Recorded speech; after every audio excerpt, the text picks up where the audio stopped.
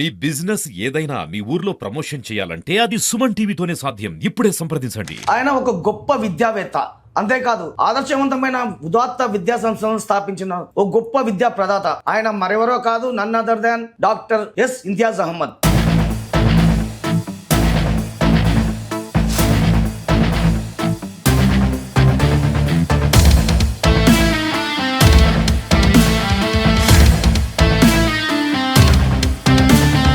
నమస్తే, welcome to Suman TV. నేను మీ నందకిషోర్. ఆయన ఒక గొప్ప విద్యావేత్త, అంతేకాదు ఆదర్శవంతమైన ఉదాత్త విద్యా సంస్థలను స్థాపించిన ఒక గొప్ప విద్యా ప్రదాత. దీంతో పాటు వందలాది మంది నిరుద్యోగులకు ఉపాధి అవకాశాలను కల్పించి వారి జీవితాల్లో వెలుగు నింపిన ఉపాధి ప్రదాత. ఆయన మరెవరో కాదు, none other than doctor S Imtiaz Ahmed. Nandyala పట్టణంలోనే కాదు, రాయలసీమ వ్యాప్తంగా నేషనల్ విశేష పేరు ప్రఖ్యాతులు గడించిన నేషనల్ విద్యా సంస్థల chairman, retired principal doctor S Imtiaz Ahmed మనతో ప్రస్తుతం ఉన్నారు. తనతో మాట్లాడే ప్రయత్నం చేద్దాం. సార్ నమస్తే అండి. ఇంతియాజ్ అహ్మద్ గారు ఎలా ఉన్నారు? నమస్తే సార్. సార్, వేలాది మందికి విద్యాబుద్ధులు నేర్చుకునే అవకాశం కల్పించారు సార్ మీరు. ఈ నేపథ్యంలో మీరు ఒకానొక దశలో రాజకీయాల్లో కూడా వెళ్ళడం కూడా జరిగింది అంటారు. అవునండి, ఇది వాస్తవం అండి? వాస్తవం కదా, అందరూ ఒప్పుకోవాల్సిన అంశం ఇది ఒక రకంగా చెప్పాలని చెప్తే నాలో ఉన్న సామాజిక స్పృహ, నాలో ఉన్న చైతన్యము, నాలో ఉన్న లీడర్షిప్ క్వాలిటీస్, నేను జీవితంలో అలవాటు చేసుకున్న విధానాలు, నేను నాన్ కంట్రవర్షియల్ వ్యక్తిని. నేను అన్ని కులాలకు మతాలకు మమేకంగా కలిసిపోయేవాడిని. నాకు ఇవి కులాలు మతాలు వర్ణాలు వర్గాలు అనేవి నాకేమీ లేవు. నా దగ్గర ఉండేదంతా ఒకటే మానవత్వమే. ఇలాంటి పరిస్థితుల్లో నాకున్న బ్రాండ్ ఇమేజ్ను యూటిలైజ్ చేసుకోవాలని చెప్పి, అది ఇంటెలిజెన్సీ రిపోర్ట్స్ అనుకుంటాను, బహుశా చాలా మటుకు వెళ్ళాయి. దాని కారణంగా వాస్తవంగా 2017 అనుకోకుండా నంద్యాల పట్టణానికి ఇవి బై ఎలక్షన్స్ వచ్చాయి. మన స్వర్గీయులు భూమా నాగిరెడ్డి గారి యొక్క శ్వాస వదిలిన తర్వాత ఇక్కడి నుంచి వెళ్ళారు. వారు పోయిన తర్వాత నంద్యాల వేకెన్సీ పడింది, ఎమ్మెల్యే వేకెన్సీ పడము. ఆ రోజు భూమా బ్రహ్మానందరెడ్డి గారికి టికెట్ అలాట్ చేయడం జరిగింది. అక్కడ మంచి టైట్ కాంపిటీషన్ నడిచింది నంద్యాలలో రెండు పార్టీల మధ్య. టీడీపీ అటు అప్పట్లో ఉన్న రూలింగ్ పార్టీ టీడీపీ, ఆ తర్వాత అపోజిషన్ పార్టీలో వైఎస్ఆర్సీపీ ఉన్నది జగన్మోహన్ రెడ్డి గారి ఆధ్వర్యంలో. ఈ రెండు పార్టీల మధ్యలో చాలా బాగా మంచి పోటీ నెలకొని ఎట్టి పరిస్థితుల్లో కూడా ఎవరికి వాళ్ళు విజయం సాధించాలని ప్రయత్నం చేస్తున్న ఆ క్రిటికల్ కండిషన్స్లో నా అవసరం రెండు పార్టీలకు తెలిసి వచ్చింది. ఓకే, తద్వారా నన్ను ఒక అకాడమిషియన్గా ఉంటున్న ఈ వ్యక్తి, అందరికీ పనికొచ్చే వ్యక్తి, నంద్యాల ఓట్స్ను పోలరైజ్ చేసుకోవాలంటే ఇతను చాలా ఉపయోగపడతాడనే భావనకు రావడము, దానికి నేను పనికొచ్చే వ్యక్తిగా కూడా ఉండడము. దానికోసం ప్రథమంగా అయితే స్టార్టింగ్లో చెప్పాలంటే, జగన్మోహన్ రెడ్డి గారు, వైఎస్ఆర్సీపీ మాజీ ముఖ్యమంత్రి గారు, వారి తరఫున వారి స్వయాన మామగారైన కమలాపురం ఎమ్మెల్యే రవీంద్రారెడ్డి గారిని, అలాగే డిప్యూటీ సీఎంగా పనిచేసిన అంజద్ బాషా గారిని, ఇరువురిని కూడా దాదాపు మా ఇంటికే నేరుగా ఒక 20-25 రోజుల పాటు నా దగ్గరికి పంపించడం జరిగింది. రోజు ఒక గంట సేపు నా దగ్గర కూర్చొని నాకు హితవు చెప్పి వెళ్ళేవారు. మీరు రాజకీయాలకు రండి, వచ్చేయండి, మీ సహాయం మాకు అవసరం ఉంది, జగన్మోహన్ రెడ్డి గారు పిలుస్తున్నారు, రండి అని చెప్పి పిలిచి నాకు చాలా రకాల కూడా పదవులు కూడా ఇస్తానన్నారు, చెప్పారు. చాలా ఉన్నతమైన స్థాయికి తీసుకెళ్తానని కూడా ప్రామిస్ చేశారు. కానీ ఆ రోజు నేను తీర్మానం చేయలేదు, ఇంటెన్షనల్లీ చేయలేదు. కారణం ఏమంటే, నేను ప్రభుత్వ సంస్థ రన్ చేస్తున్నాను, ప్రభుత్వంలో ఉన్నాము, చంద్రబాబు నాయుడు గారి ఆధ్వర్యంలో సంస్థలు నడుస్తున్నాయి, ఎప్పట్లో ఉంది, గవర్నమెంట్ ఉన్నప్పుడు మంచి ఆలోచనలు కాదు, సో రాజకీయాలకే వెళ్ళకూడదు నిర్ణయంతో నేను లేదు రెండున్నా ముందుకు చూస్తానని చెప్పి నేను కాస్త తప్పించుకోవడం జరిగింది. వెళ్ళడానికి సుముఖత చూపలేదు. అయితే ఇన్ ది మీన్ వైల్ ఆ విధి అలా రాసి పెట్టుంది. ఈ అంశాలన్నీ చేరినాయి బహుశా ముఖ్యమంత్రి గారికి. ఆ రోజు చంద్రబాబు నాయుడు గారు అన్ని విషయాలు తెప్పించుకున్న తర్వాత, అరే మనం ఎలా వదులుకుంటాం ఈ క్యాండిడేట్ను, మనం వదులుకోవడానికి. ఎందుకంటే దాదాపు 1982 నుంచి తెలుగుదేశం పార్టీ ఆవిర్భావం నుంచి కూడా పార్టీకి పనిచేసిన వ్యక్తి నేను. తెలుగుదేశం పార్టీలో ఉన్నాను. నేను తెలుగుదేశం పార్టీకి సేవ చేసిన వాడిని నేను. కాబట్టి ఈ తెలుగుదేశం పార్టీ వాడు ఇక్కడ పెట్టుకొని తెలుగుదేశం పార్టీ వాడు మనవాడిని ఎట్లా పంపించేస్తాం, బయటికి వెళ్ళిపోతాడు, పోనీకి వీలు లేదు, మన అభిమాని ఎన్ఎండి ఫరూక్ గారి విజయానికి ప్రతిసారి ఉపయోగపడిన వ్యక్తి ఉండాల్సిందే అని చెప్పి అప్పుడు నన్ను ఏకంగా అక్కడికే అమరావతి పిలిపించుకున్నారు. తన క్యాంప్ ఆఫీస్లోనే ఇంట్లోనే ఇరువురు సమావేశమయ్యాము. దాదాపు వచ్చేసి 3-4 మినిస్టర్లు, మన ప్లానింగ్ బోర్డ్ చైర్మన్ గారు ఉన్నారు, కుటుంబరావు గారు ఉన్నారు ఆ మీటింగ్లో. అందరం కూర్చున్నాం, మాట్లాడినాం సుదీర్ఘమైనగా. అసలు వాస్తవంగా ముఖ్యమంత్రి గారు చేంబర్లో ఒక గంటన్నర సేపు మేము మాట్లాడడం అంటే అది సామాన్య విషయం కాదు అది. ఆ రోజు ఆ భగవంతుడు ఆ విధంగా కల్పించాడు, అవకాశం వచ్చింది. పెద్ద ఆయన దగ్గరికి వెళ్ళాము, కూర్చున్నాము, మాట్లాడినాము. ఆయన లేదు ఇంతియాజ్ గారు మీరు రావాలి, మాకు కావాలి, పార్టీకి మీ అవసరం ఉంది, సేవ చేయమని చెప్పి నన్ను అడిగారు. సరే నాకు కూడా నచ్చింది, చేస్తే బాగుంటుంది ఈ తరుణంలో. ఎందుకంటే నాగిరెడ్డి గారు కూడా బాగా పరిచయమే. నాగిరెడ్డి గారు మరణించారు, మరి ఆ కుటుంబానికి మళ్ళీ ఇమీడియట్గా న్యాయం జరిగితే బాగుంటుందని ఒక థాట్ కూడా ఉన్నది నాకు మనసులో. అదే కుటుంబం చూస్తే బాగుంటుంది కదా, ఈ బై ఎలక్షనే కదా అనిపించింది నాకు. సో ఆ రకంగా నేను ఆ రోజు సరే అని యాక్సెప్టెన్స్ ఇచ్చాను. అదే రోజు అక్కడే నాకు రిజిగ్నేషన్ లెటర్ కూడా సీఎం గారి చేంబర్లోనే సైన్ చేసి ఇచ్చేసేసాను పోస్టుకు. నా ప్రిన్సిపల్ పోస్ట్ రిజిగ్నేషన్ అదే రోజు జరిగిపోయింది నాది. కండువా కప్పుకున్నాను, పార్టీ కండువా కప్పుకున్నాను. అక్కడి నుంచి టీవీలో స్క్రోలింగ్ స్టార్ట్ అయిపోయింది. ఆ తర్వాత వచ్చి చాలా విస్తృతంగా పనిచేశాను. ఈరోజు ఎవరికి నేను భయపడను, ఎవరేం చెప్పినా నాకు ఇబ్బంది ఏం లేదు. ఏదేమైనా మొత్తం మీద నిద్ర అనేది పోలేదు. నేను రాత్రింబోడు పరీక్షకు ఒక విద్యార్థి ఎలా తయారవుతాడో ఆ విధంగా నేను ఆ రోజు పార్టీ కోసం నేను పనిచేశాను. కానీ అదృష్టం కలిసి రాలేదు అక్కడ. అదే ఎలక్షన్స్లో ఇమీడియట్ ఎలక్షన్స్కు 175 కాన్స్టిట్యున్సీస్ ఉంటే 125 కాన్స్టిట్యున్సీస్ టూర్ చేశాను ఒక మైనారిటీ సెల్ అధ్యక్షుడిగానే. ఆ హోదాలో వెళ్ళి ప్రతి ఊర్లో మినిమం అంటే 3 మీటింగ్లు పెట్టాను. చాలా కష్టపడ్డాను, కానీ ఫలితం అయితే ఇటు రాలేదు. ఆ ప్రజల తీర్పు అట్టున్నది, అటు ఇచ్చేశారు. సరే ఎప్పుడైతే అందులో ఆ ఎలక్షన్ మేము నెగ్గలేదు, తర్వాత కూడా నన్ను కంటిన్యూ చేయమని చెప్పి చంద్రబాబు నాయుడు గారు నన్ను అడిగారు. ఆ రోజు నేను తర్వాత కాలంలో కొద్దిగా మనస్తాపం చెందాను. నేను ఏదో ఉపయోగపడలేదు కదా, ఇది ఇంత చేశాం కదా, కాలేదు కదా అన్నాను.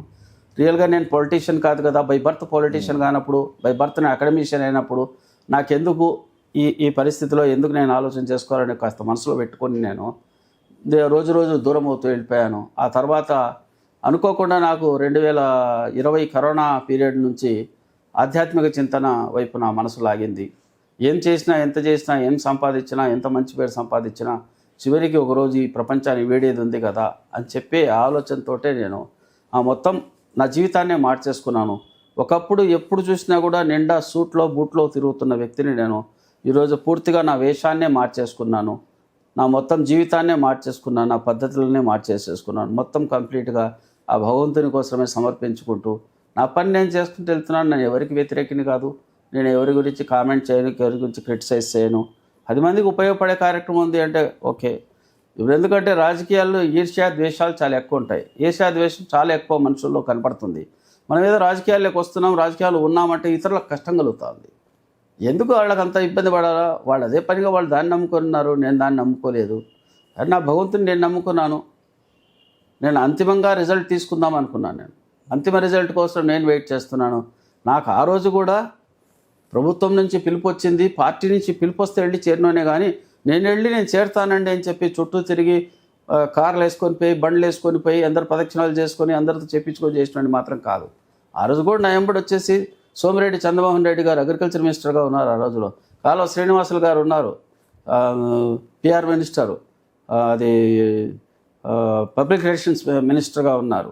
వారు ఇరువురు నాతో ఉన్నారు. ఆ రోజు తీసుకెళ్ళడం, నంద్యాల నుంచి తీసుకెళ్ళడంలో వాళ్ళే పాత్ర.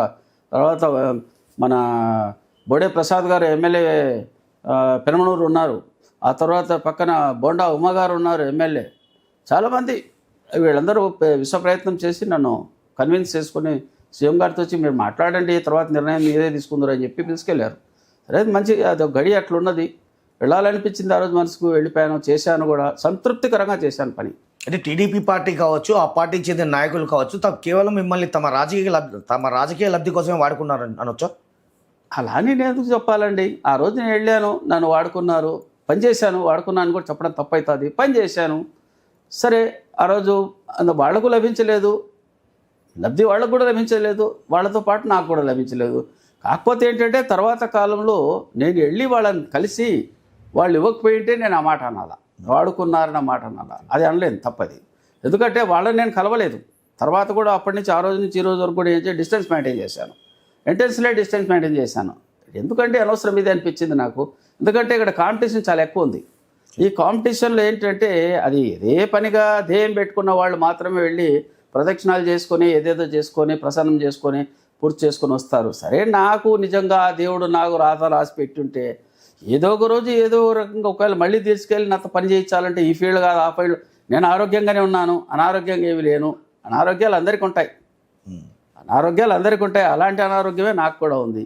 కానీ అనారోగ్యం నుంచి ఆరోగ్యం కూడా చేకూర్చుకున్నాను, ఆరోగ్యంగా ఉన్నాను, పరిస్థితులు అన్నీ బాగానే ఉన్నాయి, అంతా చక్కబెట్టుకున్నాము, అన్నీ బాగానే ఉన్నాయి. అయినా ఏంటంటే అవకాశం అదే ఏది వస్తే తప్ప నేను నెట్టి పరిస్థితుల్లో నా ఫీల్డ్ నుంచి నేను పక్కకి వెళ్ళేదంటూ ఉండదండి. సార్ 125 నియోజకవర్గాలు దాదాపుగా పర్యటించి పార్టీ కోసం పనిచేశారు మీరు. పక్క అలాంటి పరిస్థితుల్లో మీకు సరైన గుర్తింపు ఇవ్వని నేపథ్యంలోనే మీరు టీడీపీకి దూరం అయ్యారు నేనంటే మీరేమంటారండి అసలు? లేదండి, వాళ్ళు ఇచ్చారండి. ఇవ్వకపోయిందంటూ ఏం లేదండి. ప్రత్యక్ష పాత్ర ఉంది నాది. నేను సీఎం గారి నివాసంలోనే దాదాపు వచ్చేసి ఆల్మోస్ట్ ప్రతిరోజు నేను అక్కడ హాజరు వేసుకున్న రోజులు ఉన్నాయి. రాత్రి 2 గంటల వరకు కూడా అక్కడే గడిపిన రోజులు ఉన్నాయి నావి. అట్లా ఏం లేదండి. వాళ్ళు ఇచ్చారు, విలువ ఇచ్చారు, సమయం కలిసి రాలేదు, నేను ఇది కాలేకపోయినాను. తర్వాత కాలంలో మళ్ళీ నేను వెళ్ళి అడిగి నేను మళ్ళీ కొనసాగుతాను, పాలిటిక్స్ నమ్ముకున్నాను, పాలిటిక్స్లోనే ఉంటానని చెప్పి పోయింటే ఖచ్చితంగా నాకు ఉన్నతమైన స్థానాన్ని చంద్రబాబు నాయుడు గారు ఇచ్చేవారు.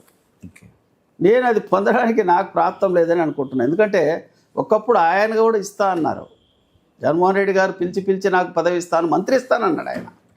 అయినా నేను తీసుకోలేకపోయాను. ఈయన కూడా అన్నారు నెక్స్ట్ మన గవర్నమెంట్ వస్తుంది. ఆ రోజు కూడా నన్ను అడిగారు ఏదైనా తీసుకుంటారా అని చెప్పి అడిగారు. నాకేమీ వద్దు, ఇప్పుడు మనం పని చేద్దాము, నెక్స్ట్ గవర్నమెంట్ మందే కదా వచ్చేది, ఆ రోజు వచ్చినప్పుడు ఏదైనా ఇస్తే నేను తీసుకుంటాను, ఆ రోజు తీసుకొని ఖచ్చితంగా అంటే ఆ రోజు ఖచ్చితంగా నువ్వు క్యాబినెట్లో ఉంటావులే అని కూడా ఆయన అన్నారు. ఆయన నోటి నుంచి అన్నారు ఆయన అన్నమాట.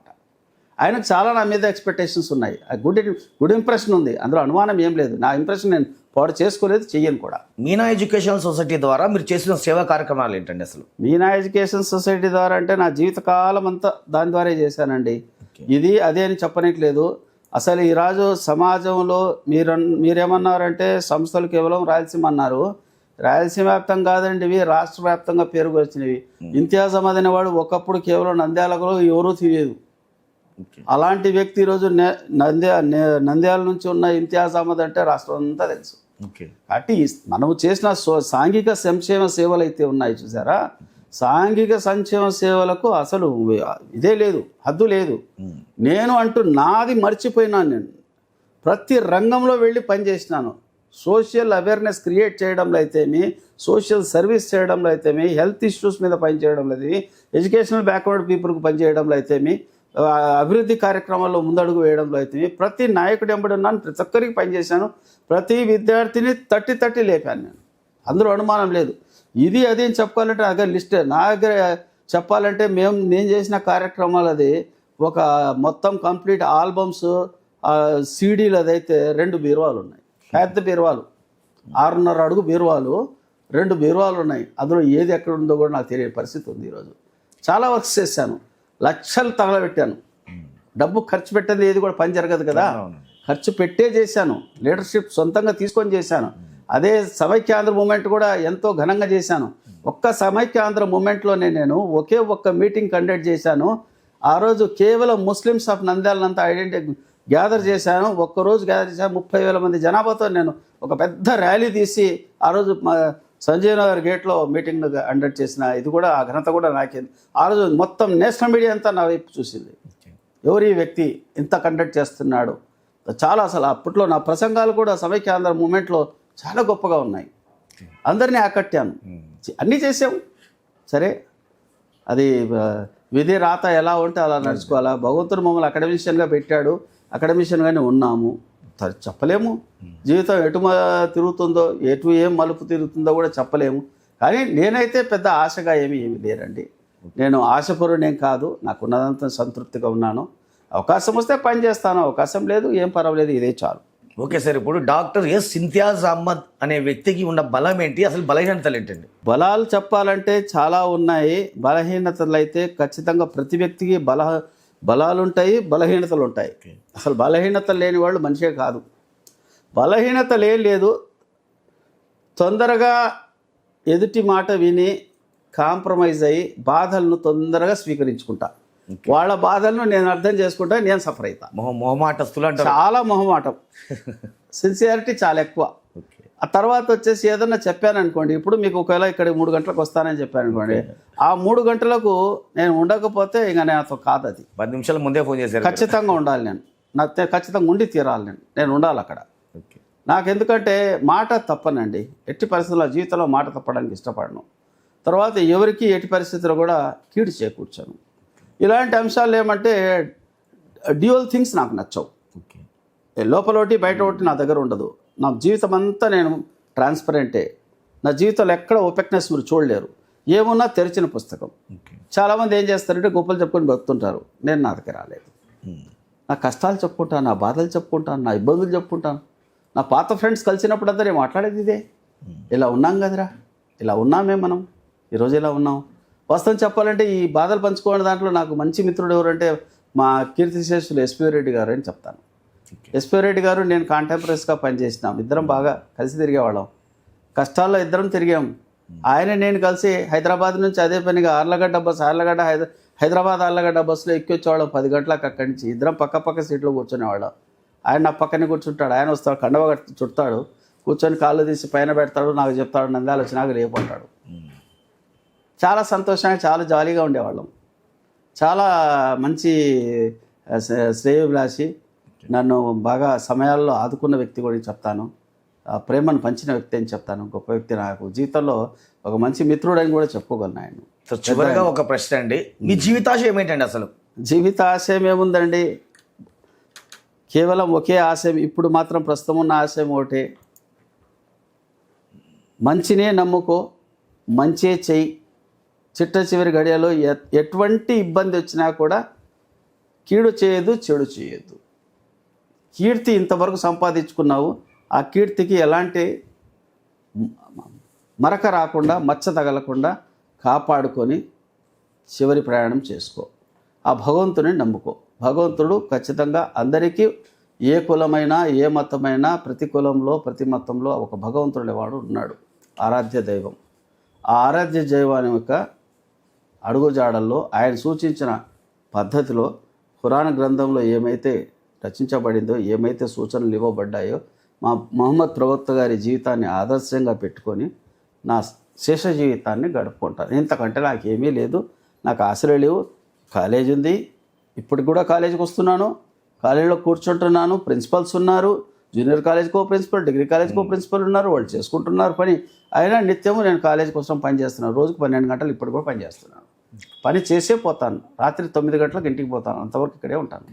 కాబట్టి నేను పని అంటే ప్రేమిస్తాను, పనిని ప్రేమించే వ్యక్తిని నేను. పని లేకుంటే నేను ఉండలేను. నిరంతరం కృషి చేస్తాను, కృషినే నమ్ముకున్నాను. ఇంతకంటే ఏం లేదు నాకు. నాకు ఇది సంపాదించాలా అది సంపాదించాలని అయితే నాకు లేదండి. ఇవన్నీ సంపాదించుకునేవి మన ఎంబడి రావండి. ఇవన్నీ ఏదో ఒక రోజు ప్రతి ఒక్కరు వదిలిపెట్టిపోవాల్సిందే. అలెగ్జాండర్ దీనికి ఎగ్జాంపుల్ ఇచ్చి కూడా పోయాడు. చనిపోయిన తర్వాత చేతులు బయట పెట్టి తీసుకెళ్ళండి అని అన్నాడు. అది అంతే సామెత, ఎవరైనా అదే చేసేది. ఎంబడి తీసిపోయేది ఏం లేదు. మంచి సంతానం ఇచ్చాడు దేవుడు, అందరూ స్థిరపడ్డారు, హ్యాపీగా ఉన్నారు. మా పద్ధతి ప్రకారంగా అందరూ హలాల్ రోజీ తింటున్నారు, ఎవరు హరాం తినడం లేదు. హలాల్ రోజీ అంటే ధర్మబద్ధమైన జీవితంలో ఉన్నారు, ధర్మబద్ధమైన ఇన్కమ్తో, ఆదాయంతో బతుకుతున్నారు. ఓకే సార్, చాలా చక్కటి విషయాలు చెప్పారు. థ్యాంక్ యూ వెరీ మచ్ అండి. థ్యాంక్ యూ అండి, thank you very much. Okay viewers, మరో ఎపిసోడ్లో మరో గెస్ట్తో మళ్ళీ కలుద్దాం. టిల్ దాన్ గుడ్ బై.